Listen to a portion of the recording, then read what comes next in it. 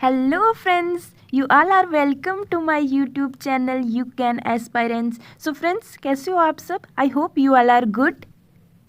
जैसे कि आप सब जानते हैं कि उड़ीसा पब्लिक सर्विस कमीशन और Jammu Kashmir public service commission and UPSC तीनों का सिलेबस एंड पैटर्न सेम है। तो अभी उड़ीसा पब्लिक सर्विस कमीशन का रिसेंटली पेपर हुआ 15 दिसंबर 2024 को। तो हम देखते हैं, और हमारा जेकेएस का भी प्रीलिम्स आने वाला है, इसलिए हमारे लिए ओपीएससी का प्रीलिम्स का पेपर बेनिफिशियल होने वाला है। सो आज हम ओपीएससी प्रीलिम्स 2024 पेपर डिस्कस करेंगे। ये आपको जेकेएस प्रीलिम्स 2024 में बहुत ज़्यादा हेल्प करेगा। इस वीडियो में मैं आपको क्वेश्चंस के आंसर्स के साथ साथ उनको फुली एक्सप्लेन भी करूंगी। एंड आल्सो अगर आपने जेकेएस 2021, 2022, 2023 प्रीवियस ईयर की सॉल्व क्वेश्चन पेपर्स की मेरी वीडियोस नहीं देखी हैं तो आप उनको जाके देख सकते हैं, क्योंकि प्रीवियस ईयर के क्वेश्चन पेपर से ये आपको पता चलता है कि आपके अभी जो आने वाला एग्जाम है इसमें क्या क्या क्वेश्चंस आएंगे, किस तरह का पैटर्न होगा, कितना करंट अफेयर पे फोकस करना है, कितना स्टैटिक पे फोकस करना है, कितना कट ऑफ जाएगा। ठीक है, कौन कौन से टॉपिक को अच्छे से करोगे तो आप प्रीलिम्स क्वालिफाई कर सकते हैं। सो उन वीडियोज़ का लिंक मैं अपने डिस्क्रिप्शन बॉक्स में दे दूँगी, आप उधर से जाके वॉच कर सकते हैं। ठीक है, एंड एक्सट्रीमली सॉरी मैं फ्रिक्वेंटली वीडियोस अपलोड नहीं कर पा रही हूँ। एक्चुअली मेरी सब इंस्पेक्टर की ट्रेनिंग चल रही है, तो आज जैसे छुट्टी थी, मैरी क्रिसमस आप सभी को, तो मैंने सोचा क्यों ना एक वीडियो अपलोड कर दूँ आप सबके लिए। ठीक है, सो स्टार्ट करने से पहले मैं आपको बता देती हूँ कि ये क्वेश्चन पेपर रियली में आपको बहुत हेल्प करने वाला है। इस वीडियो को एंड तक जरूर वॉच करना। ठीक है, so let's start our discussion. Question number 1, ये क्वेश्चन नंबर 1 है न्यू क्रिमिनल लॉज के ऊपर। ठीक है, तो हमें पता है कि 1 जुलाई 2024 को 3 लॉज को इनेक्ट किया गया था हमारे इंडिया में। फर्स्ट था भारतीय न्याय संहिता, ठीक है, जिसने किसको रिप्लेस किया है, इंडियन पैनल कोड 8060 को। देन भारतीय नागरिक सुरक्षा संहिता, इसने किया है सीआरपीसी को। एंड देन भारतीय साक्ष्य विल, ठीक है, इसने क्या रहा था, इंडियन एविडेंस एक्ट 1872। तो हमें पूछा है इन्होंने, करेक्ट आंसर बताओ। First statement, the new criminal law Bharatiya Nyaya Sanhita came into effect from 1 April 2023। No, मैंने अभी आपको बताया जी कब हुआ था, 1 जुलाई 2024। तो हमारा फर्स्ट क्या है, रॉन्ग स्टेटमेंट। देन भारतीय नागरिक सुरक्षा संहिता, इसने रिप्लेस किया इंडियन पैनल कोड। नो, इसने किसने को किया था, code of criminal procedure CrPC को। ठीक है, तो this is the wrong statement. Then Bharatiya Sakshya Adhiniyam, ये वाला, इसको came into effect from 1 July 2024। Yes, this is right statement. Then the Bharatiya Nyaya Sanhita was passed by the parliament in December 2023। देखिए दिसंबर 2023 में क्या करा गया था, इसको pass. Then 4th is also right statement. Then इन्होंने पूछा correct 3 and 4, C is the right answer. ठीक है, तो आप इनको अच्छे से पढ़ के जाना, क्योंकि इस स्लाइड में से क्वेश्चन आ सकता है हमारे जेकेएस में भी। ठीक है, क्वेश्चन नंबर 2, इसमें हमें पूछा, सबसे पहले सर्कल करो कि रॉन्ग पूछा है, राइट पूछा है, रॉन्ग मैचिंग। ठीक है, तो दिया मिर्जा स्वच्छ साथी की थी। देन पीवी सिंधु, यस, दिया मिर्जा जो ब्रांड एम्बेसडर है ना, वो किसकी है, स्वच्छ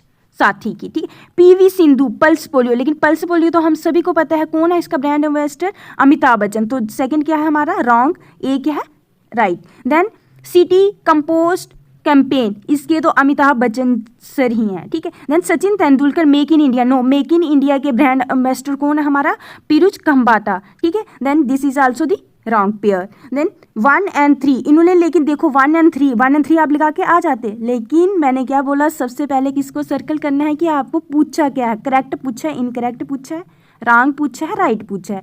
तो रॉन्ग कौन कौन से हमारे पास, 2 and 4। सो अब राइट आंसर इज बी। ठीक है, ये छोटी छोटी मिस्टेक है आप एग्जामिनेशन हॉल में करते हो, इनको अगर आप पकड़ना सीख गए ना, कोई भी आपको रोक नहीं सकते हैं प्रीलिम्स क्वालिफाई करने से। ठीक है, तभी मैंने बोला कि ओडिशा पब्लिक सर्विस कमीशन का जो क्वेश्चन पेपर है ना, बिल्कुल हमारे जेकेएस के जैसा ही है। ऐसे ही पेपर हमारा 2023 में आया था जेकेएस का, इसलिए इस पेपर को अच्छे से देखो। ठीक है, question number 3, which of the following statement are correct. इन्होंने पूछा correct statement about the earth rotation day. ठीक है, 2024। तो सबसे पहले इन स्टेटमेंट्स को पढ़ने से पहले मैं ये पढ़ती हूँ, अर्थ रोटेशन डे कब मनाया जाता है, 8 जनवरी। तो इन्होंने क्या बोला है, 8 जनवरी। First statement is right. This day is celebrated, किस लिए सेलिब्रेट किया जाता है कि ताकि जो डिस्कवरी की थी हमारे फ्रेंच फिजिस्ट लियोन फौकॉल्ट ने 1851 के अबाउट द अर्थ रोटेशन, ठीक है, तो इनके लिए ये डे सेलिब्रेट किया जाता है। और क्या है, साइंटिफिक सेलिब्रेशन है that focuses on the understand करना है हमने अर्थ की मूवमेंट को, किसको हमने अंडरस्टैंड करना है, अर्थ की मूवमेंट को, रेदर देन शेप और नेचुरल ब्यूटी, शेप कैसी है अर्थ की, नेचुरल ब्यूटी कैसी है, उसके लिए नहीं है ये साइंटिफिक जो हमारा अर्थ रोटेशन ये किसके लिए मनाया जाता है, अर्थ की मूवमेंट के लिए। तो देखिए अब देखो, this day is dedicated to acknowledging the discovery of earth shape, no अभी हमने पढ़ा शेप के लिए नहीं है, ना ही नेचुरल ब्यूटी के लिए, ये है discovery of a planets movement. देखो 1 और 4 इन्होंने पूछा correct, D is the right answer, ठीक है। सो क्वेश्चन नंबर 4 ये हमें पूछा नॉट करेक्ट, हमें 4 स्टेटमेंट्स दिए हैं, ठीक है। शेख हसीना जो हम प्राइम मिनिस्टर थी बांग्लादेश की, जिन्होंने रिजाइन कर दिया था 4 अगस्त 2024 को, ठीक है, तो हमें पूछा नॉट करेक्ट। देखो ये था ना करंट में, ठीक है, तो उसका क्वेश्चन है ये। She was the prime minister of Bangladesh for 4 decades, yes 4 decades तक, क्या 2 डिकेड, यस ये 2 डिकेड्स तक क्या थी, बांग्लादेश की प्राइम मिनिस्टर रही हैं। देन सबसे पहले 4th को देखना, she is the president of Bangladesh national party, ना ये कौन सी है, अवामी लीग पॉलिटिकल पार्टी से है, ये जो पार्टी है ना बांग्लादेश नेशनल पार्टी, ये है इनकी अपोजिशन में। तो 4th क्या हमारा रॉन्ग, और हमें पूछा भी क्या है, रॉन्ग, नॉट करेक्ट। तो सिर्फ 4th किस में था, डी में। अगर इतना आपको पता होता ना तो आप इजीली इस क्वेश्चन को कर सकते थे, अगर आपको 3 स्टेटमेंट्स नहीं भी पता होते, ठीक है। लेकिन आप क्या करते हो, फर्स्ट पढ़ा नहीं आता यार, 2 डिकेड्स के लिए है नहीं है, ठीक है, तो आप इसको छोड़ देते हो, ठीक है। लेकिन पूरे के पूरे स्टेटमेंट्स पढ़ने, यही हमारे जेकेएस में भी होता है, ठीक है, यही यूपीएससी में भी होता है। इसका मतलब क्या है कि 2 भी क्या है रॉन्ग, ठीक है, 2 क्या है रॉन्ग। 3rd क्या है right, the supreme Court of Bangladesh ruling 30%, हाँ 30% किसके लिए रिजर्वेशन है जॉब्स की बांग्लादेश में, जो कि जिन्होंने पार्टिसिपेट किया था बांग्लादेश लिबरेशन मूवमेंट 1971 उनके रिलेटिव्स के लिए, ठीक है। तो ये क्या होती है हमारी राइट स्टेटमेंट। देन 2 और 4 इधर राइट आंसर। क्वेश्चन नंबर 5 दी पेरिस 2024 ओलंपिक मेडल, अभी पेरिस में हुआ ना फ्रांस में हमारा ओलंपिक्स, तो उसमें उन्होंने बोला है कि contain metal which iconic landmark, तो Eiffel tower is in Paris France, ठीक है।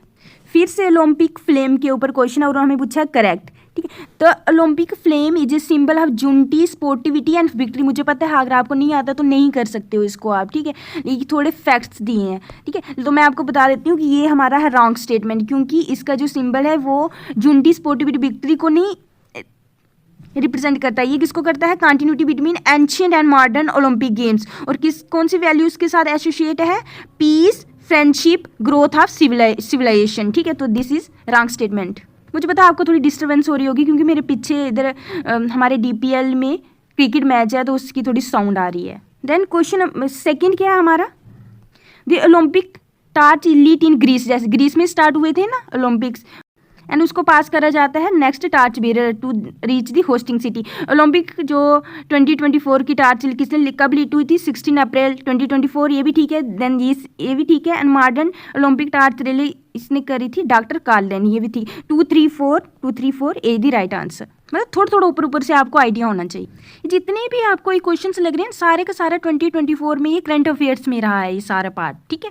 देन क्वेश्चन नंबर 7 राष्ट्रीय विज्ञान पुरस्कार, देखो इसके ऊपर पूछा करेक्ट स्टेटमेंट्स। सबसे पहले पुरस्कार was instituted by government of India in the year 2023, ना 2023 में नहीं है 2024 में। पहला हमारा हो गया रॉन्ग, जैसे हमने पहला रॉन्ग हुआ 2 स्टेटमेंट्स एलिमिनेट हो गए, सिर्फ हमारे पास बची 2, ठीक है। अगर आपको नहीं पता ना तो ऐसे वाले क्वेश्चन होते हैं जिसमें सिर्फ 2 ऑप्शन बचते हैं, उनमें से एक ना एक जरूर लगा के आया करो, ठीक है। इसमें चांसेस होते हैं आपके कि आपका करेक्ट हो जाए। देन ये 4 कैटेगरीज में दिए जाते हैं, ये 4 कैटेगरीज में दिया जाता है, विज्ञान रत्ना, विज्ञान श्री, विज्ञान युवा शांति स्वरूप एंड विज्ञान टीम अवार्ड, ठीक है। This is our right statement. Then 5 teams को दिया जाता है, नहीं 5 टीम्स को नहीं दिया जाता है, ये दिया जाता है 3 or more, ठीक है 3 or more। Then wrong. Then for the year 2024 in the field of space science and technology Vigyan Yuva Puraskar was given to 4 scientist, yes this is given to 4 scientists विज्ञान युवा पुरस्कार। तो 2 and 4 be the right answer. इस question के विज्ञान राष्ट्रीय विज्ञान पुरस्कार के क्वेश्चन के आने के चांसेस हमारे जेकेएस में भी हैं, तो सो राष्ट्रीय विज्ञान पुरस्कार को थोड़ा आप रीड करके जाना। Which bank was included in 2024 Fortune global 500 list for the first time, तो किसको ऐड करा गया है, HDFC बैंक, ठीक है HDFC बैंक को करा गया। क्वेश्चन नंबर 9 हमें पूछिए करेक्ट स्टेटमेंट यूनियन बजट 2024-2025, ठीक है। तो इसमें थोड़ा डाटा दिया, ये थोड़ा बच्चों को कम ही पता होता है, लेकिन इसमें जो फर्स्ट और सेकंड है ये है करेक्ट, टोटल एक्सपेंडिचर यही है, ठीक है। लेकिन फिजिकल डेफिसिट पता होना चाहिए आपको। तो फिजिकल डेफिसिट हमारा है 4.9%, ठीक है। देन नेट टैक्स रिसिप्ट कितना है हमारा 25.83, ना कि 34.83। This is also wrong. हमें पूछा correct 1 and 2 is the right answer. Question number 10 हमें पूछा correct statements. International Everest day 2024 तो कब मनाया जाता है 29 को, ठीक है। 29th of every year is observed eight international Everest day in the memory of Tenzing Norway, yes, ठीक है। टेंजिंग नॉर्वे जो कि नेपालीस थे एक, और एडमुंड हिलेरी जो क्या थे न्यूजीलैंड के थे, ये फर्स्ट इंडिविजुअल थे जिन्होंने माउंट एवरेस्ट की चढ़ाई करी थी, ठीक है। तो हमारा फर्स्ट आ गया राइट। एडमुंड हिलेरी बोले स्विस के नहीं थे, अभी हमने पढ़ा ये कहाँ के थे हमारे न्यूजीलैंड, तो ये क्या क्या हो गए हमारी रॉन्ग। जैसे ये रॉन्ग हुई तो हमें पूछा करेक्ट, ये हमारे नहीं हो सकते, एलिमिनेट हो गए। Then first correct and second, this day was observed by Nepal in the year 2008 में करा गया था नेपाल में सेलिब्रेट किस in the commemoration of Tenzing Norgay who passed on the this day, ठीक है। तो ये भी क्या हमारा wrong, 1 and 2 B is the right answer. ये हमारा गलत, क्योंकि इन्होंने बोला है कि ग्लोबल सेलिब्रेशन नहीं बन गया था उसी टाइम, ठीक है। तो B is the right answer. Question number 11 as per the data released by ministry of health and family welfare which of the following states in India topped the country in organ donation in the year 2023। तो कौन सी हमारी state है, वो है तेलंगाना, ठीक है। तेलंगाना क्या है टॉप स्टेट है इन इंडिया में फॉर द आर्गन डोनेशन, और इंडिया की रैंक क्या है ग्लोबली 3rd, ठीक है। तो ये आपको पता होना चाहिए, ठीक है। क्वेश्चन नंबर 12 इन्होंने पूछा गोल्डमैन इन्वायरमेंट प्राइस के बारे में स्टेटमेंट्स दिए हैं, और इन्होंने पूछा कि हमें करेक्ट स्टेटमेंट्स। सबसे पहले तो ये प्राइस जो कंप्राइज करता है कैश प्राइस, ये इतना अमाउंट नहीं है, इसका अमाउंट क्या है $2 लाख, ठीक है। ये हमारे में दिए गलत। देन इनको नहीं मिला है अवार्ड इंडिया में, किसको मिला है 2024 वाला अवार्ड, आलोक शुक्ला, ठीक है। आलोक शुक्ला जो कि जिन्होंने क्या करा है सेव किए हैं 4.45 लाख एकड़ of biodiversity rich forest in 21 plant coal mines Chhattisgarh Hasdeo Haryana region, ठीक है। तो इनको कहा क्या मिला है Goldman environment prize. This is also the wrong statement. अगर आपको ये पता होती ना सिर्फ 3rd तो आप तब भी पहुंच सकते थे, क्योंकि 3rd को एलिमिनेट कर देना था, तब भी 3 स्टेटमेंट्स नहीं पहुंच सकते थे, ठीक है। देन जो हमारा फर्स्ट है this price was established in the year 19, ये हमारा है राइट स्टेटमेंट। एंड ये किसको दिया जाता है, जो भी ग्रास रूट में इन्वायरमेंटल लीडर्स होते हैं उनकी ग्लोबल रिकॉग्नाइजेशन के लिए, यस। देखिए ये it recognises grass roots environmental leaders from 6 regions, Asia, Africa, Europe, North America, South and Central America. इससे भी क्वेश्चन आ सकता है जो फॉरेस्ट है हसदेव हरियाणा जहाँ पे आलोक शुक्ला जी ने काम करा है उसको क्या बोला जाता है लंग्स ऑफ छत्तीसगढ़, ठीक है। और हसदेव रिवर कहाँ फ्लो करती है महानदी रिवर में। सो 1 and 2 is the right answer, A is the right answer. तो ये जो स्मॉल फैक्ट्स हैं इनको थोड़ा ऊपर से ओवरव्यू कर लेना इसका। 13 the name artificial intelligence powered news anchor developed by India today group कौन थी, इसका नाम क्या था रखा था इन्होंने, आर्टिफिशियल इंटेलिजेंस AI एंकर थी, वो थी सना, ठीक है। ये देखो अभी रिसेंटली करंट में भी थी, न्यूज़ में थी, ग्लोबल मीडिया अवार्ड मिला है इसको, ठीक है, इंटरनेशनल न्यूज़ मीडिया एसोसिएशन के द्वारा। Question number 14 which of the following statements correct पूछी है इन्होंने। बंतारा क्या था, इनिशिएटिव था किसके लिए, एनिमल वेलफेयर के लिए, और किसने लॉन्च करा है, रिलायंस इंडस्ट्री और रिलायंस फाउंडेशन ने इंट्रोड्यूस करा है बंतारा, जो कि अनंत अंबानी है उन्होंने करा है, किसके लिए, फॉर द एनिमल वेलफेयर। इन्होंने बोला अफॉरेस्टेशन, ये नहीं है, दी है wrong. Then this initiative was launch by Reliance Industries and foundation, yes, ये भी क्या हमारा करेक्ट स्टेटमेंट। देन ये कहाँ पे है, ग्रीन बेल्ट है जामनगर हमें पता है कहाँ पे, गुजरात ना कि हरियाणा, तो ये क्या हमारी रॉन्ग स्टेटमेंट। बंतारा जो इनिशिएटिव है जो एस्पायर करेगा to become a leader in wild life conservation, yes, wild life conservation के लिए। तो हमारी कौन कौन सी करेक्ट है, 2 and 4 C is the right answer. देखिए गुजरात में है, ठीक है। करेक्ट स्टेटमेंट्स पूछी about alliance of Sahel states. Sahel states इधर है क्या, हमारे अफ्रीका में साहेल स्टेट्स हैं। तो क्या है ये alliance of Sahel states? Confederation है फॉर्म्ड बिटवीन 3 कंट्रीज नेमली माली, नाइजर, बुर्किना फासो। यस, ये वाली जो है ना, ये है हमारी माली है, ये कंट्री हमारी नाइजर है, और ये है हमारी जो नीचे वाली है, ये क्या है हमारी बुर्किना फासो। तो ये हमारी राइट स्टेटमेंट। और एक कन्फेडरेशन कब हुई थी? 6 जुलाई 2024। ये भी राइट है, लेकिन इन्होंने बोला 2021, ये क्या है wrong. Then East African country के भी ये तीनों मेंबर हैं। ईस्ट अफ्रीकन कंट्रीज के कहाँ होंगे? देखो अगर हम इसको देखें तो ये है ईस्ट में, और ये क्या है हमारे वेस्ट में, तो ये क्या है wrong statement. Then first and fourth D is the right answer. और अगर आपने ईस्ट अफ्रीकन कम्युनिटी के बारे में पढ़ना है तो ये कब फाउंड की गई थी? 1967। और इसके जो भी कंट्रीज मेंबर्स हैं इनको एक बार रीड कर लेना ऊपर ऊपर से। सो महात्मा गांधी को कब डिक्लेयर किया गया था फादर ऑफ नेशन? इसकी कोई भी ऑफिशियल डेट नहीं है। इसका आंसर क्या है? Never officially. So India, as everyone knows, is multilingual country. People often know 3 or more languages. In this context, which of the following statement is correct? Yes, हमें अपनी मदर टंग भी आती है, जैसे हमें डोगरी आती है, हिंदी भी आती है, इंग्लिश भी आती है, ठीक है। तो इन्होंने बोला है कि ऐसे ही इनमें से कौन सी स्टेटमेंट राइट है? तो इसका मैंने देखा कि 2011 की सेंसस के अकॉर्डिंग 26% जो पॉपुलेशन है इंडिया की वो क्या है? बाइलिंगुअल है, और 7% की है ट्राइलिंगुअल। तो इसका जो राइट आंसर हो सकता है वो हो सकता है ए, क्योंकि क्वार्टर पॉपुलेशन क्या है? बाइलिंगुअल, और अबाउट 10th क्या होगी? ट्राइलिंगुअल। ये जो क्वेश्चन है जी है उड़ीसा के रिलेटेड, इसको आप रहने दो। Question number 19, what was the Lahore resolution in 1940? तो क्या था ये था यूनाइटेड होमलैंड बनना है फॉर मुस्लिम्स। लाहौर रेजोल्यूशन, जिसको कि पाकिस्तान रेजोल्यूशन भी बोलते थे, ये एक फॉर्मल पॉलिटिकल स्टेटमेंट थी जिसको कि अडॉप्ट किया गया था by All India Muslim League ने on the occasion of 3-day general session in Lahore Punjab from 22 to 24 March 1940। और उन्होंने क्या कॉल दी थी कि सेपरेट होमलैंड होना चाहिए for the Muslims of British India. So right answer is A. Question number 20, the demand for linguistic provinces was first floated to ensure. क्यों demand उठी थी कि लैंग्वेज के बेसिस पे प्रोविंसेस स्टेट्स बननी चाहिए? ताकि किसके लिए? कि जो एडमिनिस्ट्रेशन है उसको हम पीपल के क्या ला सकें? Close. B is the right answer. 21, the British East India Company considered itself to be the paramount power in India. कब उन्होंने अपने आप को कंसिडर किया था paramount power? Surprising the uprising of 1857, ठीक है, 1857 के रिवोल्ट के बाद। The first modern judicial court in India presided over by Elijah Impey कब कहाँ सेट हुआ था? ये हुआ था कोलकाता में, ठीक है। तो कब? रेगुलेटिंग एक्ट ऑफ 1773 के अंडर हुआ था, एंड कहाँ पे? Fort William, Kolkata. और एलिजा इम्पे क्या थे? First chief justice. And this code marked the beginning of structured judicial system in India during British rule. The motto जतो धर्मस्थो जय किसने अडॉप्ट किया गया है? ये है हमारा सुप्रीम कोर्ट ऑफ इंडिया, ठीक है। डी दी राइट आंसर। अब आपने देखना कि लोकसभा का मोटो क्या है, राज्यसभा का क्या है, और कॉन्स्टिट्यूएंट असेंबली का क्या था, ठीक है। 24 बोल रहा है कौन सा इनमें से इंस्टीट्यूशन है जो क्या है, जिसने साइंस, सोसाइटी और इंडस्ट्री को सेम पेज पे लाया? तो वो क्या है? TIFR। TIFR की फुल फॉर्म क्या है? Tata institute of fundamental research. हमारे जो रतन टाटा जी हैं उनकी अभी डेथ हुई थी रिसेंटली, तभी शायद ये क्वेश्चन पूछा है। और इन्होंने क्या करा था? एक रिसर्च इंस्टीट्यूट है department of atomic energy of the government of India के अंडर, ठीक है। और इसका कहाँ है सेंटर? मुंबई में। और अदर सेंटर्स कहाँ हैं? बेंगलोर में, पूना में, हैदराबाद में। और रिसर्च कंडक्ट करते हैं नेचुरल साइंस के ऊपर, बायोलॉजिकल साइंस के ऊपर, और थ्योरेटिकल कंप्यूटर साइंस के ऊपर। तो right answer is C.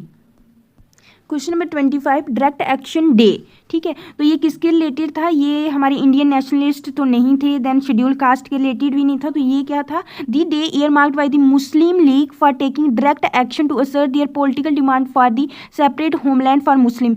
Political demand कब उठी थी? लाहौर रेजोल्यूशन में। और ये डायरेक्ट एक्शन इन्होंने बोला कि अब इस पर एक्शन लेने का टाइम हो गया, उसको क्या बोलते हैं? Direct action day. Is the right answer. कब? अगस्त 16, 1946, ठीक है। मोहम्मद अली जिन्ना जो थे उन्होंने लेड करा था उस टाइम पे Muslim League. Question number 26, one of the earliest mentions of Bharatvarsha is in, कहाँ पर है? वो है हाथी गुम्पा इंस्क्रिप्शन में, ठीक है। हाथी गुम्पा इंस्क्रिप्शन कहाँ है? उड़ीसा में। Question number 27, the place is known as city of caves. तो सिटी ऑफ केव्स किसको बोलते हैं? अलोरा, ठीक है। क्वेश्चन नंबर 28, ये भी उड़ीसा के रिलेटेड है, इतना डीप में स्टडी करने की भी जरूरत नहीं है आपको, ठीक है। लेकिन इसमें पूछा है कटाका केव्स इनको कौन कौन सी हैं, तो ये है इसका आंसर है we, P and S, Hathigumpha and Ranigumpha and Mahendragarh not Q N R, ठीक है। देन 29 कलिंगा प्राइज, ये भी उड़ीसा के रिलेटेड, तभी जल्दी जल्दी में बता रही हूँ मैं। कलिंगा प्राइज किसके लिए दिया जाता है, ये दिया जाता है achievements of A science popularisation, ठीक है। अचीवमेंट्स ऑफ पंडित गोपाल बंधु दास, ये थे, ये भी उड़ीसा के हैं और इसका आंसर है D, all of the above. ये थे नेशनल मूवमेंट में थे, हिस्सा लिया था इन्होंने। Than zero casualty at any caste, ये किस प्रिंसिपल है, ये किसने फॉलो किया है, गवर्नमेंट ऑफ उड़ीसा ने, ठीक है। ये है हमारा हिस्ट्री का question. Porus is said to have gifted Alexander the Great और पोरस के बीच में क्या हुई थी, एक बार हुई थी जिसको हम बोलते हैं famous battle of Hydaspes in 326 BCE में। और हैदरापस किसको बोला जाता है, जी जेलम रिवर का नाम, ठीक है, एंशियंट नेम है। तो उन्होंने क्या गिफ्ट करा था, पोरस ने अलेक्जेंडर को किए थे डायमंड गिफ्ट, ठीक है। Gift was a symbol of mutual respect and diplomacy between the two leaders who were on opposing sides in the battle, ठीक है। पोरस क्या था, एंशियंट इंडियन किंग है हु रूल्ड द रीजन कहाँ कहाँ पे, between Jhelum and Chenab river, ठीक है, but is now in India and Pakistan. So क्या गिफ्ट करा था, diamonds. The famous architect Bishu Maharana किसके साथ एसोसिएट है, ये है sun temple of Konark. Konark कहाँ पे है, कोणार्क टेम्पल कहाँ पे, उड़ीसा में। 34 at the end of civil disobedience movement, जब बंद हुई थी तो Gandhi ji took out a padyatra against untouchability के लिए उन्होंने एक पदयात्रा स्टार्ट करी थी। और उनकी जो फर्स्ट पदयात्रा थी फॉर अनटचेबिलिटी, जिसको कि 1934 में करा गया था, वो कहाँ से शुरू हुई थी, उड़ीसा में जरसुगुड़ा, ठीक है। ये थोड़े आप फैक्ट्स इनको पढ़ सकते हो कि Mahatma Gandhi started his first पदयात्रा अगेंस्ट अनटचेबिलिटी उड़ीसा में इन 1934। स्टार्ट कब हुई थी, ठीक है, पूरी में रूट क्या क्या था, ये देखो जरसुगुड़ा भी था, केंद्रपाड़ा भी था, कटक भी था, ठीक है। एक्टिविटीज़ क्या क्या करी गई थी, उन्होंने फास्ट रखा था 21 डेज का हरिजन के लिए, ठीक है।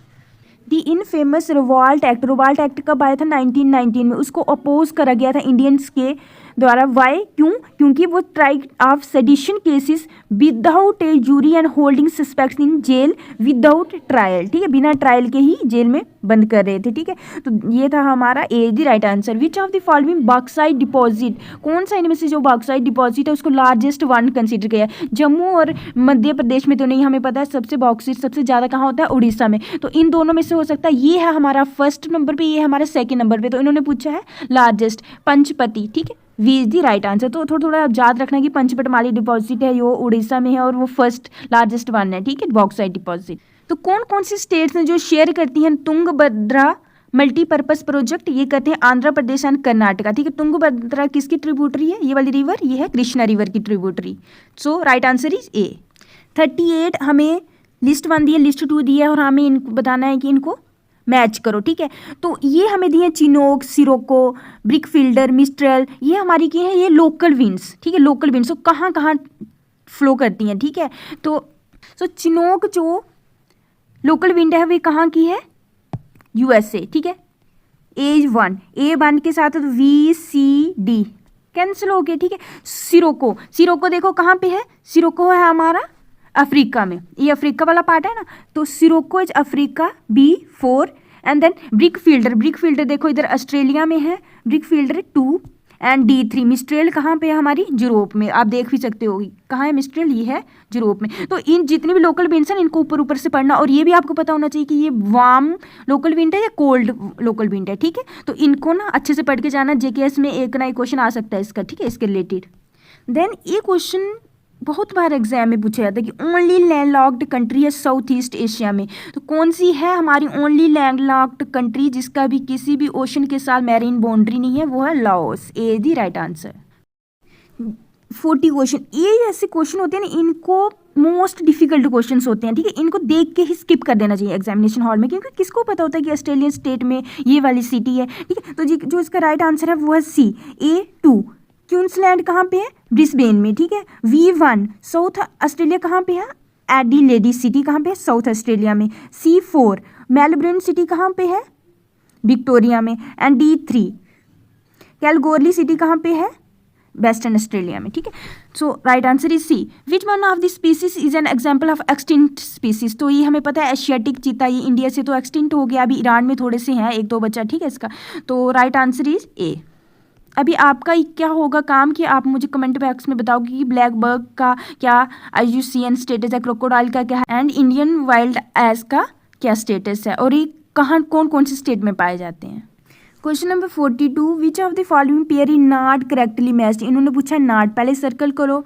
फिर जून, जून में क्या होता है कि जो मिड डे सन होता है वो overhead at the tropic of cancer. Yes, देखो इधर sun over the tropic of cancer, ठीक है। दिसंबर, दिसंबर में देखो ये वाला सन कहाँ होता है, ट्रॉपिक ऑफ कैप्रिकॉन में होता है, ट्रॉपिक ऑफ कैप्रिकॉन में, ये भी क्या है राइट। मार्च, मार्च में क्या होता है, सन ओवर द इक्वेटर, इन्होंने लिखा है over the equator. September, mid day sun overhead on the Arctic circle, देखो सितंबर में क्या होता है, सितंबर में भी इक्वेटर के पे ऊपर ही होता है, ठीक है, और ऑटम सीजन होता है। ये हमारा रॉन्ग, तो जो राइट आंसर है, क्योंकि नॉट करेक्टली मैच्ड पूछा था, वो है डी दी राइट आंसर, ठीक है। 43 जी हमारे JKS में भी क्वेश्चन भी आया है, ये हमारा उसमें भी आया है UPSC में भी। तो इसका आंसर क्या है, विच of the following term describes not only physical space भी नहीं है, इसके साथ साथ फंक्शनल रोल भी है। तो इसका राइट आंसर क्या है, इकोलॉजिकल नीचे, ठीक है। In the grassland trees do not replace the grasses as a part of ecological succession because, क्योंकि क्या होता है, वाटर लिमिट्स एंड फायर। ये जो क्वेश्चन है ना, इसको मैंने अभी जो UPSC का जो प्रीलिम्स कंडक्ट हुआ था ना जून में 2024 वाला, ठीक है, उसका मैंने पूरी सॉल्व वीडियो उसकी इसी चैनल YOU CAN एस्पायरेंट्स पे मैंने अपलोड करी है, उधर भी सेम क्वेश्चन था, ठीक है। तो देखो मैं तभी बोल रही हूँ कि जो चाहे उड़ीसा वाला है, चाहे हमारा JKPSC का प्रीलिम्स है, चाहे UPSC का प्रीलिम्स है, चाहे अदर स्टेट्स का प्रीलिम्स है, जिनमें क्या है कि सिलेबस सेम है, तो आपको हर एक स्टेट का वो क्वेश्चन पेपर देख के जाना चाहिए, क्योंकि आगे भी देखना कितने क्वेश्चन आएंगे इसमें जो हमारे JKPSC में ऑलरेडी आ गए हैं, ठीक है। सो राइट आंसर ही वी। क्वेश्चन नंबर 45, देखो ये वाला क्वेश्चन है जो, ये देखना, ये हमारा JKS में आया ये वाला क्वेश्चन, ठीक है। और इसका आंसर क्या है हमारा 2 और 3, क्योंकि इन्होंने पूछा कि with reference to the food chain in ecosystem which of the following kind of organism, इनको हम डिकम्पोजर बोलते हैं। तो कौन कौन से होते हैं, वो फंजाई एंड बैक्टीरिया, वायरस नहीं होता है, ठीक है। तो ये वाला क्वेश्चन आपको याद होगा, JKS में भी है, ठीक है। अगर आपने प्रीवियस ईयर्स की जो JKS के पेपर नहीं देखे हैं, तो मैंने इसी चैनल YOU CAN एस्पायरेंट्स में अपलोड करी हैं 2021, 2022, 2023 वाले प्रीवियस ईयर के सॉल्व पेपर, उनमें मैंने पूरा आपको एक्सप्लेन भी करा है, ठीक है। तो उनको एक बार ना देख लेना, चाहे 2x की स्पीड पे ही उन वीडियोस को देखना, लेकिन ना प्रीलिम्स देने से पहले एक बार जरूर वॉच कर लेना, आपको बहुत हेल्प मिलने वाली है इन क्वेश्चन पेपर्स से, ठीक है। Then 46, which one of the following is the process involve in photosynthesis, ठीक है। तो क्या था, पोटेंशियल एनर्जी लिस्ट, देखो सबसे पहले तो आपको पता है क्या होता है इसमें, ऑक्सीजन जो होती है वो क्या होती है, रिलीज होती है, और कार्बन डाइऑक्साइड ये क्या करते हैं, प्लांट्स कंज्यूम करते हैं, ठीक है। तो इन्होंने बोला है कि food release carbon dioxide release नहीं करते हैं, ठीक है। इधर भी carbon dioxide water vapours given out, ये भी नहीं है, ठीक है। तो इसका जो राइट आंसर है वो क्या है, फ्री एनर्जी को कन्वर्ट किया जाता है पोटेंशियल एनर्जी में और स्टोर किया जाता है, ठीक है। ये देखो, ठीक है, तो इसको अच्छे से पढ़ लेना। तो राइट आंसर इज वी। ये वाला क्वेश्चन भी आपका UPSC में आया हुआ है, ठीक है। 47 और JKS में भी आया है आई थिंक ये क्वेश्चन, ठीक है। Consider the following which of the above is the emission from the coal combustion at thermal power plants, क्या क्या निकलता है, कार्बन डाइऑक्साइड भी, oxygen of oxides of nitrogen, oxides of sulphur. तो answer है D 1, 2, 3। देखो अगर आपने UPSC JKPSC के पेपर सॉल्व करे होते, अगर जो उड़ीसा वाले बच्चों ने जिन्होंने पेपर दिया है, तो उन्होंने इजिली इसको कर लेना था ना, ठीक है। मैं आपको ये इसलिए सॉल्व करा रही हूँ क्योंकि मुझे भी पता है, मैंने भी JKS के प्रीलिम्स दिए और मैंने भी क्वालिफाई करे हैं, ठीक है। इसलिए मैं आपको ये बोल रही हूँ कि इन जितने भी स्टेट्स के जो पेपर्स होते हैं इनको सॉल्व करा करो। अब तो मैं वीडियोस अपलोड कर रही हूँ, तो आपको कहीं पे भी ढूंढने की भी जरूरत नहीं, बस 2x की स्पीड पे ही देखो चाहे, लेकिन देख लो इनको, ठीक है। 48, विच of the following earthquake waves, जो अर्थक्वेक वेव्स होती हैं और जो सबसे डिस्ट्रक्टिव वेव है वो कौन सी है, S वेव है, P वेव है, R वेव है, L वेव है, L वेव है, ठीक है। L वेव जिनको लव वेव्स भी बोलते हैं, वो मोस्ट डिस्ट्रक्टिव अर्थक्वेक वेव्स हैं, ठीक है। तो ये पढ़ लेना, क्यों, क्योंकि ये ग्राउंड के हॉरिजॉन्टल में मूव करती हैं और इतनी ज़्यादा शेकिंग करती हैं जिससे क्या होता है, बिल्डिंग्स और इंफ्रास्ट्रक्चर डैमेज हो जाता है। ये होता है हमारा हाइपोसेंटर, ठीक है, ये होता है एपिसेंटर। एक बात देख रहे हो, मैं सिर्फ ये नहीं करती हूँ, मैं क्वेश्चन के साथ साथ आपको एक्स्ट्रा नॉलेज प्रोवाइड करने की कोशिश करती हूँ, क्योंकि मुझे पता है, क्या पता JKS में ये वाला क्वेश्चन पूछते हैं कि हाइपोसेंटर क्या होता है, एपिसेंटर क्या होता है, ठीक है। तो मेरे वीडियोस का बनाने का मकसद ये नहीं होता कि बस आपको आंसर बता दूँ, मेरे वीडियोस का ये होता है कि आपको एक्स्ट्रा नॉलेज भी प्रोवाइड कर सकूँ, ताकि मेरे वीडियोस को ही देख के आप कोई 6-7 क्वेश्चंस अच्छे से कर सको, ठीक है, अपने प्रीलिम्स में। और मुझे ये है कि जो जो मैंने डिफ़िकल्टीज फेस करी हैं वो आप ना करो, ठीक है, इसलिए। 49 जूमिंग कल्टीवेशन कहाँ कहाँ करी जाती है? नॉर्थ ईस्टर्न रीजन में भी करी जाती है, झारखंड में भी करी जाती है। और आपने जल्दी जल्दी में इसको ये करके आ जाना, लेकिन इन्होंने बोला है कि जूमिंग कल्टीवेशन जिसको कि कुरूबा बोलते हैं, तो कुरूबा कहाँ बोलते हैं? झारखंड में बोलते हैं। D is the right answer. Then 50 इसका राइट आंसर है वी। और इन्होंने पूछा है कि जो लैंड फॉर्म्स बनते हैं ना, क्यों, किसके डिपॉजिट से बनते हैं? तो A3 जो लोएसिस होते हैं ये होते हैं विंड के डिपॉजिट्स, ठीक है। मुरेन्स होते हैं ग्लेशियर्स के, ग्रेविल्स होते हैं रिवर के, एंड सैंड क्लेस होते हैं सी डिपॉजिट। इस क्वेश्चन से आपको ये आइडिया लगता है कि जितने भी आपको डिपॉजिट्स एंड लैंड फॉर्म्स बनते हैं, ठीक है, ये आपको एक बार थोड़ा थोड़ा ऊपर से ज्योग्राफी का पढ़ के जाना है प्रीलिम्स में। Question number 51, which of the following terms were not the terms of August after 1914। August after 1940 में क्या क्या? सबसे पहले देखो, डोमिनियन स्टेटस की बात करी गई थी, एक रिप्रेजेंटेटिव बॉडी होगी to draft the constitution, and more Indian participation in executive government. Then देखो, the more Indian representative in the viceroy's executive council, this is right statement. Advisory bar council भी establish करने की बात करी गई थी, ठीक है। ये बोल रहे हैं कि नॉट नहीं करी गई थी, डोमिनियन स्टेटस वाज नॉट, इन्होंने बोला है नॉट, लेकिन डोमिनियन स्टेटस बात करी गई थी, ठीक है। तो ये हमारा हो गया रॉन्ग स्टेटमेंट। और नॉमिनेटेड इंडियन बॉडी होगी would be formed after the war to frame the constitution, ऐसी भी कोई बात नहीं थी अगस्त आफ्टर में। सो हमारा जो राइट आंसर है, क्योंकि इन्होंने पूछा है not, 1 and 2 C is the right answer. Question number 52, constituent assembly के बारे में पूछा और नॉट करेक्ट, ठीक है। Election to the constituent assembly हुई थी जुलाई में, ना कि जुलाई अगस्त, ठीक है, ये हमारा wrong statement. Then Indian National Congress ने 208 सीट्स ही वॉन करी थी, मुस्लिम लीग को मिली थी 73 और प्रिंसली स्टेट्स को 93, ठीक है। तो ये तीनों हैं हमारे करेक्ट स्टेटमेंट्स, लेकिन इन्होंने पूछा नॉट करेक्ट, तो इसका आंसर होना था 1। इसका मतलब इन्होंने क्वेश्चन गलत दिया, इन्होंने पूछना था करेक्ट कौन कौन से हैं, 2, 3 and 4 B the right answer, ठीक है।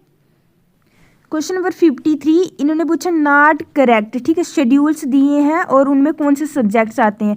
पहले allocation of seats in council of states, allocation जो होनी है सीट्स की council of states means Rajya Sabha में, वो आता है 4th शेड्यूल में, ठीक है। कौन से शेड्यूल में आता है? 4th शेड्यूल में, ठीक है। लेकिन इन्होंने पूछा 3rd, ये क्या हो गया हमारा रॉन्ग स्टेटमेंट, ये है 4th, ठीक है। Then administration and control of schedule areas, ये इन्होंने पूछा 6th, लेकिन ये 6th में नहीं आता, ये आता है 5th में, administration and control of schedule areas, ठीक है। ये भी हमारा आ गया रॉन्ग। 9th फर्स्ट अमेंडमेंट से ही ऐड करा गया था 1951 में, एंड 2nd में है allocation of CAG of India, ठीक है। तो क्योंकि देखो controller and auditor general of India 2nd schedule. So 1 and 4th, अच्छा इन्होंने पूछा है नॉट करेक्ट कौन कौन सा है? 2 and 3 B is the right answer. तो जितने भी शेड्यूल्स हैं इनको, क्योंकि हर बार मैंने देखा JKS के भी प्रीलिम्स में हर बार शेड्यूल से क्वेश्चन आया ही आया होता है, ठीक है। इनकी जो ट्रिक्स है ना, टीयर्स ऑफ ओल्ड PM 12 के 12 शेड्यूल्स, इनको अच्छे से ना लर्न करके जाना, क्योंकि ये फ्री के मार्क्स हैं। Question number 54, president of India को कैसे इलेक्ट करते हैं, उसमें जो इलेक्टोरल कॉलेज होता है उसमें कौन कौन होता है, ठीक है। तो it consist of elected members of legislative assemblies of national capital territory of Delhi and Puducherry, उसको ऐड करा गया था electoral bye 70th constitution amendment, ये क्या है हमारी right statement. Then the number and values of boards are based on the population of 1971 census of India as per 42nd constitutional amendment, this is also the right statement. Then 84th constitutional amendment ने fixed करे थे कि value of boards होने चाहिए, वो किस पे, कौन सी पॉपुलेशन सेंसस के बेस पे होने चाहिए, 2011, लेकिन ये रॉन्ग है, ये होना चाहिए था 2001, ठीक है। Then this is also the wrong statement, क्योंकि डेट गलत दी है। इसका राइट आंसर हमें पूछा है करेक्ट कौन कौन सा है? 1 and 2 C is the right answer. तो इसमें क्वेश्चन क्या है, आपको जो इलेक्शन होती है ना प्रेसिडेंट की, उसको प्रेसिडेंट वाला चैप्टर अच्छे से रीड करना है, ठीक है। प्रेसिडेंट से भी क्वेश्चन आया ही होता है, ठीक है।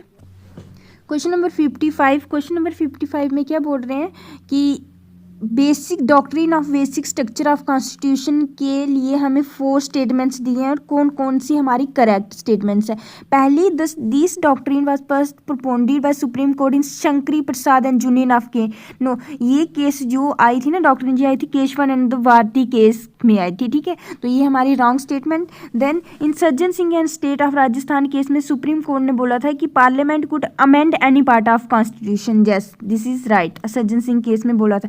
Then Golaknath and state of Punjab case, Supreme Court rule that article 368, ठीक है, जिससे कि कॉन्स्टिट्यूशन को अमेंडमेंट कर सकते हैं, lays down the process to amend the constitution but does not an absolute power to parliament any part of the constitution, ये भी राइट है। लेकिन भूमाओ केस में सुप्रीम कोर्ट ने सेट करी थी बेसिक स्ट्रक्चर, नहीं भूमाओ केस में नहीं करी थी, केशवानंद भारती केस में करी थी, और भूमाओ केस में क्या करा था, सॉलिडिफाई करा था बेसिक स्ट्रक्चर को, ठीक है। This is the wrong statement. Then 52, 2 and 3 B the right answer.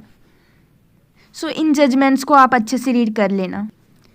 56, which 4 articles of Indian Constitution among the below given articles were added to the Indian Constitution by the 42nd Constitutional Amendment Act of 1976। 42nd CAA 1976 से कौन कौन से articles add करे गए थे, तो कौन से थे, 39A and then 43A, then 48A, 51A तो नहीं है, तो 346 किस में है, B7, ठीक है, तो B is the right answer. Question number 57, which of the following statements are not correct, हमें पूछा not correct with respect to junior list of 7th schedule में कौन कौन सी लिस्ट है ना हमारे पास, state list, concurrent list and junior list, ठीक है, तो जूनियर लिस्ट में कितने सब्जेक्ट्स हैं, 97, this is wrong statement. Then this is also the wrong statement, क्योंकि ये कोऑपरेटिव फेडरलिज्म होता है जिसमें स्टेट एंड यूनियन दोनों का क्या हो, कोऑपरेटिव दोनों का बराबर रोल हो, ठीक है, तो ये भी हमारा क्या है, रॉन्ग स्टेटमेंट। देन 15 सब्जेक्ट है जूनियर लिस्ट में, parliament has exclusive power, not 15 नहीं है, 97 है, ठीक है। Supreme Court has no jurisdiction over the matters, ये ठीक है, ठीक है, तो इसमें जो ऑप्शंस हैं इसमें थोड़ी गड़बड़ी लग रही है, ठीक है, तो हाँ अगर ऐसे होता ना 100, हाँ 97 अराउंड 100 लिखा होता तो इसको हम करेक्ट मान सकते थे, तो ठीक है, इसको अगर करेक्ट मानने तो 2 and 3 क्या हमारा रॉन्ग, तो हमें रॉन्ग ही पूछा है, सी दी right answer.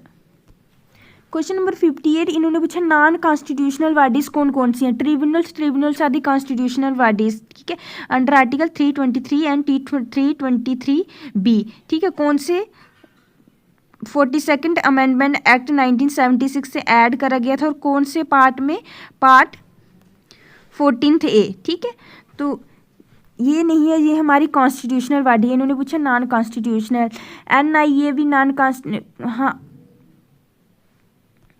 Yes, NIA is non constitutional body, competition commission of India भी नॉन कॉन्स्टिट्यूशनल है, ठीक है, लॉ कमीशन भी नॉन कॉन्स्टिट्यूशनल है, मतलब नॉन कॉन्स्टिट्यूशनल मीन्स जिनमें कॉन्स्टिट्यूशन में उनका कोई भी जिक्र नहीं है, ठीक है। National commission for schedule caste, yes schedule tribe जो 338A के अंडर आता है, आर्टिकल है ना कॉन्स्टिट्यूशन में, तो ये है हमारी कॉन्स्टिट्यूशनल बॉडी, ठीक है। देन CAG अंडर आर्टिकल 148, ठीक है, तो ये हमारे यहाँ कॉन्स्टिट्यूशनल बॉडीज, ट्रिब्यूनल्स भी, और ये तीनों क्या है, non constitutional, 2, 3 and 4 be the right answer, याद रखना कौन सी पूछी है, non constitutional. Question number 59, election commission of India के रिस्पेक्ट में हमें नॉट करेक्ट स्टेटमेंट पूछी है, ठीक है, सबसे पहले तो ये पढ़ लो कि चीफ इलेक्शन कमीशन, ठीक है, इट करेक्ट, पहले इसमें सिर्फ एक ही मेंबर होता था, लेकिन उसको फिर 2 और इलेक्शन कमिश्नर ऐड करेंगे, कौन सी अपॉइंटमेंट से कब अपॉइंट करे गए थे, 16 अक्टूबर 1989, और सिर्फ शॉर्ट टेन्योर के लिए थे, 1 जनवरी 1990 तक की थे, तो कब अपॉइंट करे गए थे, 16 अक्टूबर 1989, और ये बोल रहे हैं कि अपॉइंट करे गए थे 1 जनवरी, ठीक है, तो ये आ गया रॉन्ग स्टेटमेंट। देन इसको इलेक्शन कमीशन ऑफ इंडिया को मल्टी मेंबर बॉडी कब बनाया गया था, 1989 में बनाया गया था, ठीक है, this is also the wrong statement, article 327 ही ये ठीक है, ठीक है। Decisions in election commission by the members are made by anonymous vote, ठीक है, तो ये भी क्या है, रॉन्ग स्टेटमेंट है, ठीक है, so 2, 3 and 4 is the right answer. The impeachment of Indian president in parliament is a quasi judicial procedure. Question number 61, which of the following statements are not correct. हमें कौन सा पहले सर्कल करो, not correct. Advocate general in India, advocate not attorney general, ठीक है। Advocate general कौन होता है, हाईएस्ट लॉ ऑफिसर होता है स्टेट का, तो ये हमारी है राइट स्टेटमेंट, हमें देखिए not correct. He is appointed by the governor on the advice of chief justice of high court. Governor ही अपॉइंट करते हैं लेकिन chief justice of high court की एडवाइस पे नहीं करते हैं, ठीक है। इसको देखते हैं। ही एलिजिबल एज, एलिजिबिलिटी क्या है कि वो हाई कोर्ट के जज के लिए भी एलिजिबल होना चाहिए एडवोकेट जनरल, ठीक है।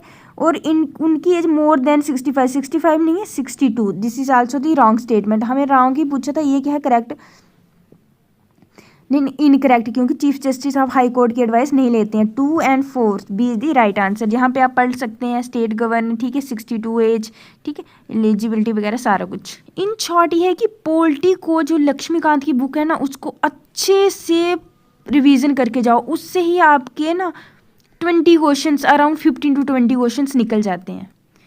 62, which of the following statements are not correct. फिर से नॉट करेक्ट, करेक्ट कहीं नहीं पूछ रहे, ज़्यादा नॉट करेक्ट ही, ठीक है, इधर ही बच्चे फंसते हैं। प्राइवेट मेंबर विल, ठीक है, a private member is any member of parliament other than member of treasury bench. Treasury bench पता कौन होते हैं, जो आगे रोज में जो मिनिस्टर बैठे होते हैं, सिर्फ उनको छोड़ के, नहीं जितने भी मिनिस्टर्स होते हैं ना, जो हमारे रेलवे मिनिस्टर हैं, ठीक है, सारे के सारे मिनिस्टर को छोड़ के जो मिनिस्टर्स बचते हैं उनको बोलते हैं प्राइवेट मेंबर, ठीक है। तो ये क्या है wrong statement. Then the bill of this nature are introduced and debated only on Monday, Monday को नहीं, ये सिर्फ करा जाता है फ्राइडे को, this is also wrong statement. Then 1 month का नोटिस दिया जाता है, ये राइट है। और इसको, और हमें पता है कॉन्स्टिट्यूशनल अमेंडमेंट बिल को इंट्रोड्यूस करा जाता है लोकसभा में, राज्यसभा में, ये भी क्या हमारी राइट स्टेटमेंट। तो 62 का हमें पूछा था नॉट करेक्ट, 1 और 2 C is the right answer, ये आप पढ़ लेना, ठीक है। एंटी डिफेक्शन, देखो सारे पॉलिटी के क्वेश्चन चल रहे हैं। एंटी डिफेक्शन लॉ के ऊपर करेक्ट पूछा, अभी इनकरेक्ट नहीं correct. Anti defection law found place in the constitution by 52nd constitutional amendment act, yes, और 1985, right. Then the 10th schedule में ऐड करा गया था इसको, और ईयर 1989 या 1985 है, ठीक है। तो ये क्या है रॉन्ग। एंटी डिफेक्शन लॉ को री इन्फोर्स्ड करा गया था 2002 में, ये भी ठीक है। और अगर कोई मेंबर जो कि इंडिपेंडेंटली इलेक्ट हुआ है, अगर वो ज्वाइन करता है कोई भी पॉलिटिकल पार्टी, डिस्क्वालीफाई नहीं होगा, नहीं वो डिस्क्वालीफाई हो, देखो एन इंडिपेंडेंट एमएलए अगर वो ज्वाइन करता है कोई पॉलिटिकल पार्टी आफ्टर इलेक्शन तो लीड्स टू डिस्क्वालिफिकेशन, तो ये बोल रहे नहीं होगा, 4th इज रॉन्ग। तो इन्होंने पूछा करेक्ट, 1 और 3 B the right answer. 64 special sessions, special session को डिफाइन करा गया है, आर्टिकल डिफाइन नहीं करा गया, ठीक है, wrong. Then article 352 of Indian constitution speaks about special sitting of the house of the parliament, yes. The proceeding of both the houses of parliament in special session would be limited, ठीक है। We when the parliament is not in session, 1/3 of Lok Sabha 1/3 of Rajya Sabha members can ask the president to convene the special नहीं, ऐसा कुछ provision नहीं है, ठीक है।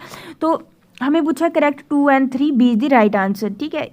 तो डिफिकल्ट है थोड़ा, ओडिशा पब्लिक सर्विस कमीशन के पॉलिटी के क्वेश्चंस क्या हैं, थोड़े डिफिकल्ट हैं, ठीक है। Due process of law procedure establish by law में कौन सी स्टेटमेंट्स करेक्ट है, ठीक है।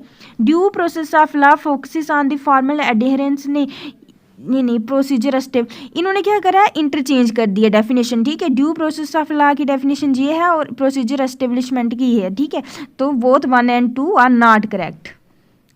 Question number 66, which of the following necessary for pressure groups to be effective in influencing government policy. Government policy को अगर इन्फ्लुएंस करना है तो प्रेशर ग्रुप के लिए क्या नेसेसरी है, तो इसके लिए नेसेसरी है large number of members. 67 substantive public policies are those which, तो कौन सी होती हैं जो एड्रेस करती हैं कोर सोसाइटल इश्यूज को और foundation of the public policy initiatives, ठीक है। डिस्ट्रीब्यूटिव पॉलिसीज, ठीक है।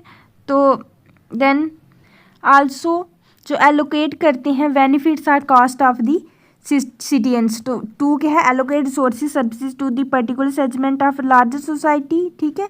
एंड ये क्या करते हैं डिस्ट्रीब्यूट करते हैं benefits or cost of citizens. 2 और 3 क्योंकि हमें पूछा है करेक्ट, 2 और 3 नहीं डिस्ट्रीब्यूट नहीं करते हैं, ये करते हैं एलोकेट करते हैं। Benefits or cost for citizens, ठीक है, ये क्या हमारे डिस्ट्रीब्यूट नहीं करते, एलोकेट करते हैं। तो only 2C is the right answer. 68 which of the following policies provide a tax refund. Tax refund होता है on all or part of a poor family की जो सोशल सिक्योरिटी टैक्स है उस पर, ठीक है। तो ये है B earned income tax credit. Which of the statement about public policy are correct. कौन सी करेक्ट है? जनरल भी हो सकती है, स्पेसिफिक हो सकती है, broad, narrow, positive, negative, rational और इरेशनल कोई नहीं होती। तो 1, 2 and 3 see the right answer. Distributive public policy के रिलेटेड हमें करेक्ट स्टेटमेंट्स पूछी हैं। डिस्ट्रीब्यूटिव, पैट्रोनेज पॉलिसी नहीं बोलते हैं इसको, ठीक है। Then specific segment of policy, society के स्पेसिफिक सेगमेंट्स के लिए बनाई जाती है। Yes, it is concern with regulation and control goods और सर्विसेज का। येस, लिटिल एडमिनिस्ट्रेशन डिस्क्रिशन भी होता है। इसका राइट आंसर है 2, 3 and 4 be the right answer. Then कौन से फंडामेंटल आर्टिकल राइट्स हैं जो कि अवेलेबल नहीं होते हैं फॉरेनर्स को? तो कौन कौन से, ये तो हमें सभी को पता होता है, 15, 16, 19, 29 एंड 30। इनको लर्न कर देना अच्छे से। देन ये पूछ रहे हैं कि 4 अमेंडमेंट्स इनमें से कौन सी हैं इनमें से जो कि रिलेटेड है schedule caste and schedule tribe से? तो वो है, उसका राइट आंसर है ये वाला 1946, 65 और 95। Which of the following statements are not correct. इन्होंने पूछा not correct with respect to right to privacy. ये थोड़ा डिफिकल्ट क्वेश्चन है। 9 जज कॉन्स्टिट्यूशनल बेंच दैट डिक्लेयर, 9 जज की कॉन्स्टिट्यूशनल बेंच थी जिसने डिक्लेयर किया था कि राइट टू प्राइवेसी क्या है, फंडामेंटल राइट है, जिसको हेड करा था जस्टिस JS हेयर ने। तो ये है हमारा right statement. Then the Supreme Court of India gave this historic, नहीं इस दिन नहीं के दी थी इन्होंने, ठीक है, इसकी डेट कुछ और थी, गलत। देन ये 42nd चीफ जस्टिस भी नहीं थे, अपॉइंट करा गया था इनको 2017 में, ठीक है। तो 2 एंड 3 जो कि हमारा रॉन्ग, क्योंकि इन्होंने नॉट करेक्ट पूछा था। ये बहुत ही डीप में क्वेश्चन हैं, ठीक है। अब इस क्वेश्चन को पढ़ के ये नहीं कि अब आप पूरी सुप्रीम कोर्ट का पूरी हिस्ट्री जानने की कोशिश करो, नहीं, हम ये इधर कोई लॉ के लिए एग्जाम नहीं दे रहे हैं, ठीक है। तो बस ये ऊपर ऊपर से थोड़ा थोड़ा देख लेना। आर्टिकल 19 जो है इंडियन कॉन्स्टिट्यूशन में, इसमें कौन सा नहीं है इनमें से? Freedom of speech and expression भी है, मूवमेंट भी है, एसोसिएशन भी है, डिटेंशन नहीं है। तो ये है क्या हमारा right answer. Then declaration of rights of the child कब पास किया गया? ये किया गया था 1959 है। सारी फैक्ट्स बेस ही है, लेकिन अगर आपको फैक्ट आता है इनमें से तो आप कर पाओगे, नहीं आता है तो इनको ना स्किप कर दो, क्योंकि अगर आपको नहीं आता है तो किसी भी बच्चे को नहीं आता होगा, वो कोई 1-2 होता होगा जिसको आता होगा, ठीक है। तो ऐसे वाले क्वेश्चंस को ना स्किप करना बेटर रहता है।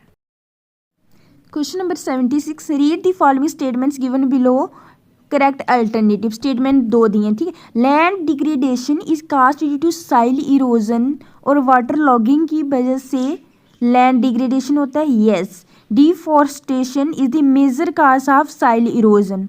यस, ठीक है। तो इसका राइट आंसर क्या है? A, both are correct. Land degradation in India happens at a very large scale पे हो रहा है। क्यों? क्योंकि इनएडुकेट साइल कंजर्वेशन मेजर्स है। Yes, over grazing. यस, तो सी, बोथ ए एंड बी। जी हाँ, अब हमारे इन्वायरमेंट के क्वेश्चन स्टार्ट हो गए हैं। There is a huge loss of valuable nutrients and fertility in India, what are the reason? क्योंकि साइल इरोजन, ठीक है। कौन सी ऑर्गेनाइजेशन है जो कलेक्ट करती है डाटा एंड पॉवर्टी पे? NSSO। Which of the following helps to measure poverty determination? Poverty को डिटरमाइन करना हो तो कौन कौन हेल्प करते हैं? Poverty gap index, yes, head count ratio, Sen index. तो राइट आंसर क्या है? डी। तो इनके बारे में थोड़ा थोड़ा आप पढ़ेंगे, ठीक है। In India which of the following determines the beige policy? इनमें से बेज पॉलिसी के बारे में कौन डिटरमाइन करता है? तो ये है cost of living. Cost of living हमें मिनिमम बेजिस के बारे में बताता है, ठीक है। Then B is the right answer. Which of the following 3 states in India are consider the poorest? Poorest कौन सी है? झारखंड, बिहार, उत्तर प्रदेश अभी इतने नहीं है, लेकिन फिर भी राइट आंसर है इसका वी, अटल भूजल योजना, ठीक है। इसके बारे में क्या पूछ रहे हैं कि it is conceived to arrest the rampant over use of ground water in India. Yes, ठीक है। इट इज नहीं, वर्ल्ड बैंक इसको सपोर्ट नहीं करता है।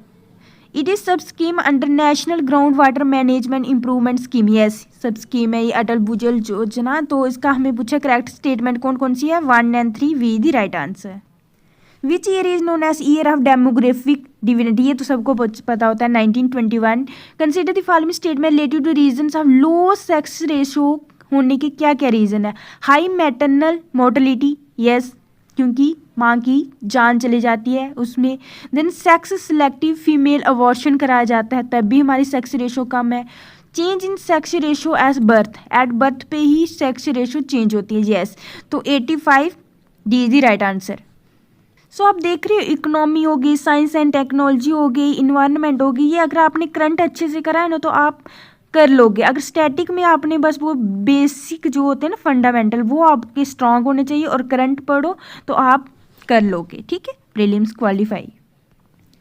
Consider the following statement regarding aquatic ecosystem, ये क्वेश्चन अच्छे से करना है क्योंकि इसके चांसेस हैं, ठीक है, हमारे जेकेएस में भी आ सकता है ये वाला question. This shallow water zone, shallow water zone होता है around the edge of the lake, उसको बोलते हैं लिटोरल जोन। जैसे लिटोरल जोन कौन सा होता है, ये वाला शैलो है ना, ये शैलो, और एज लेक आगे है लेकिन लेक का जो एज का पार्ट है उसको कौन सा बोलते हैं, लिटोरल जोन। लिम्नेटिक जोन कौन सा, ये वाला ओपन वाटर वाला, open zone wear phytoplankton grows करते हैं अबंडेंस में, ये भी क्या है राइट। प्रोफंडल जोन कौन सा होता है, जो डार्क जोन होता है wear the light cannot reach, ये वाला जो होता है ना यूफोटिक जोन, इसको ही हम क्या बोलते हैं, प्रोफंडल जोन। तो ये भी क्या है, डार्क जोन, प्रोफंडल, ये क्या राइट। देन करेक्ट कौन कौन से, 1 2 and 3 1 राइट। आप ज़्यादातर देखोगे कि इन्वायरमेंट और साइंस में जितने भी स्टेटमेंट्स दी होती है वो ज़्यादातर करेक्ट ही होती है। Which climatic phenomena is characterized by cooler आया तो लानिना, अगर वार्मर आता तो एल नीनो, ठीक है, सेंट्रल पैसिफिक ओशन में होता है। विच ऑफ द फॉलोइंग आर्टिकल्स, कौन सा आर्टिकल है कॉन्स्टिट्यूशन में जो रेफर करता है to protection and improvement of environment, safeguard the forest and wildlife. C 48A, ठीक है, इसको अमेंडमेंट से ऐड करा गया था। Which of the following are primary pollutants, primary pollutants कौन से हैं, फिर सेकेंडरी कौन से होते हैं, जो प्राइमरी पॉल्यूटेंट से ही मिलके कम्बिनेशन से बनते हैं। जैसे ऑक्सीजन और ऑक्सीजन कंबाइन होकर क्या बनाते हैं, ओजोन, ओजोन क्या हमारा सेकेंडरी पॉल्यूटेंट, ठीक है।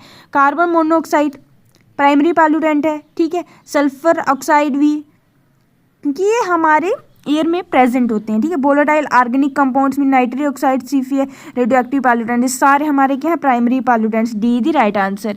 Then consider the following statements, meteorological drought क्या होती है, किस पे बेस होती है, impact of rainfall deficit on the water supply, ये आपको नहीं आता तो फिर नहीं आता है, ठीक है, लेकिन इसका जो किस पे बेस होती है कि length of a dry period कितना है और डिग्री ऑफ ए ड्राइनेस और रेनफॉल डेफिसिट कितना है, तो ये हमारी है wrong.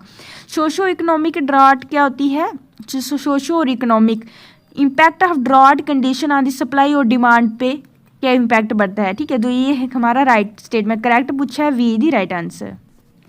With reference cloud seedling, cloud seed में क्या होते हैं, क्लाउड्स जहाँ पे हमें बारिश नहीं हो रही है तो अभी थोड़े थोड़े क्लाउड्स हैं तो उसमें हम क्या करते हैं, एल्यूमिनियम हाइड्रोक्साइड नहीं सिल्वर आयोडाइड, ठीक है, उसको हम क्या करते हैं, इस पर सिल्वर आयोडाइड है इधर, ठीक है, इधर थोड़ा थोड़ा थ्रो करना है तो उससे क्या होता है, बारिश हो जाती है, तो इसको हम बोलते हैं क्लाउड सीडलिंग।